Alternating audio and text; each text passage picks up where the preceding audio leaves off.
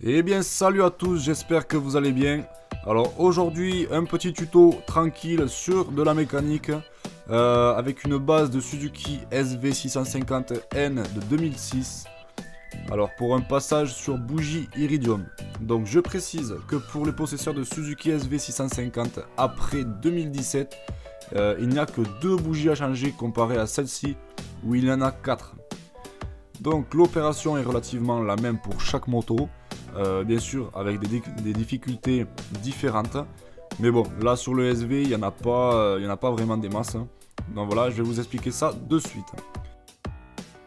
Pour commencer, vous allez dévisser les 2 vis principales du réservoir.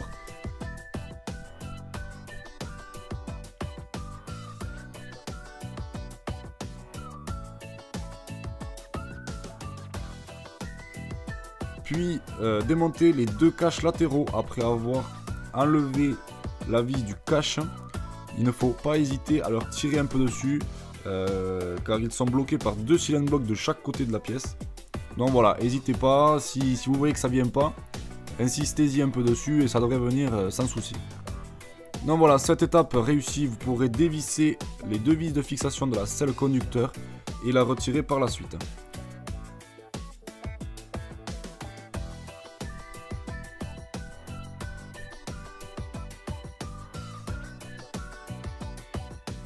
Vous pourrez ainsi faire basculer le réservoir et le bloquer avec une tige ou autre comme moi j'ai fait. Parce qu'en fait si vous voulez sur certains modèles de SV ou d'autres motos, en fait ils disposent d'une tige métallique un petit peu cachée sous le réservoir ou comme ça pour maintenir le réservoir comme pour maintenir le capot d'une voiture. Donc cette étape faite, vous allez pouvoir démonter le radiateur de refroidissement pour dégager l'espace du cylindre avant. Donc pour cela, rien de plus simple, pensez à débrancher la cosse du klaxon, sinon vous ne pourrez pas sortir le radiateur. Et il faudra aussi sortir la patte gauche du haut du radiateur de son cylindre bloc, puis dévisser les 3 vis côté droit du radiateur. Donc en fait si vous voulez, le radiateur sur un Suzuki SV650N, ou même sur le S, je pense que c'est pareil. Il est fixé par 3 vis, mais seulement du côté droit. Et sur le côté gauche, il est fixé par un cylindre bloc. Donc pour enlever un cylindre bloc, c'est rien de plus simple, vous tirez un petit peu sur la patte et il va sauter tout seul. Donc, quand vous aurez fait cela, vous pourrez basculer le radiateur vers le bas de la moto. Et donc vous aurez accès à toutes les bougies. Vous aurez accès donc à toutes les bougies. Donc quand ça sera fait, vous pourrez dès à présent déclipser les antiparasites de chaque bougie et les démonter une à une à l'aide d'une clé à bougie assez profonde, parce que je vous avoue que c'est un peu une galère quand même sur les Suzuki SV, parce que les bougies elles sont vraiment très loin dans les culasses. Donc il faut une clé à bougie assez profonde pour pouvoir les sortir de là. Donc vous êtes à peu près à la moitié de l'opération.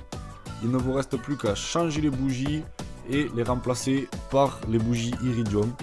Donc pour ce faire, vous les mettez en place directement dans les culasses et vous venez les serrer si vous avez avec une clé à torquer pour respecter le couple de serrage constructeur, ou alors si vous êtes pauvre comme moi, vous les mettez en contact avec la culasse, et quand vous êtes prêt à serrer, vous y rajoutez juste un quart de tour et voilà, normalement ça devrait être serré comme il faut. Donc pour finir, n'oubliez pas de remettre en place les antiparasites, et je précise, n'oubliez pas de les clipser jusqu'au bout, c'est très important, sinon votre antiparasite il risque de se barrer au bout d'un moment.